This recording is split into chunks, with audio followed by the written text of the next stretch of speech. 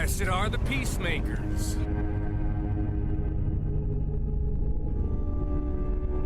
At the beginning of the game, not much is known about Micah Bell. We end up learning that he's only been a member of Dutch's crew for a few months, which means that he's not a senior member of the gang like Arthur. It becomes quickly apparent that Micah's personality is a direct contrast to most of the gang's members, especially Dutch. He's hateful, rude, racist, Hey, Redskin, go fetch me something to eat.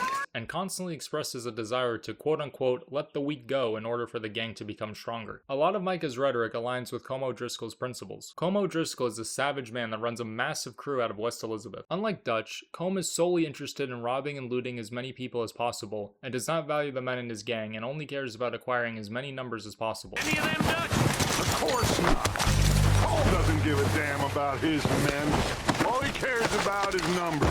If you can shoot a gun, ride a horse, and kill without thought, you're in. It's important to note that I don't believe Micah was in with the O'Driscolls from the moment he joined Dutch's gang, and I'll explain why. In Chapter 1, Micah assists Dutch in clearing out a camp of O'Driscolls in order to acquire dynamite for the train robbery. Later on in Chapter 2, Micah gets arrested in Strawberry for murder. When Arthur busts him out of jail, Micah immediately turns around and shoots an O'Driscoll prisoner that he was bunked with. And finally, after Micah lets some time pass from his rescue, he and Arthur rob a stagecoach and then get ambushed by the O'Driscolls. Micah once again proves his willingness to kill them in order to save himself and Arthur's life. Now at this point you may be wondering, if Micah was loyal to Dutch during these encounters, when did he join the O'Driscolls? Well, we know that Micah was captured by the Pinkertons after returning from Guarma in Chapter 5. He quickly became a rat to save himself in that instance, so I think it makes sense to assume that in Chapter 3, the O'Driscolls finally caught up to Micah and captured him. This of course is just speculation, but given the fact that Micah will sell out anyone in order to save his own pathetic skin, it is very plausible that he would make an agreement with Combe to betray Dutch at every chance he got in exchange for him being allowed to keep drawing breath. In the mission, Blessed Are the Peacekeepers, Pearson talks to Dutch about a potential truce between him and Combe. Micah is unusually invested in this truce and does his best to convince Dutch to go through with it even after Hosea wisely points out that it is most likely a trap. Now here's where things get interesting. Dutch takes Arthur to ride with him and Micah to the meeting spot. During their ride, Micah tells Arthur that he is going to be protecting him and Dutch by watching the meeting from a cliff with a sniper rifle. Look,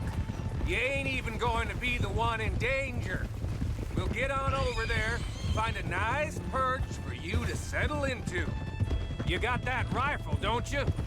Yeah. Then me and Dutch walk right in to the lion's den. With you to cover us.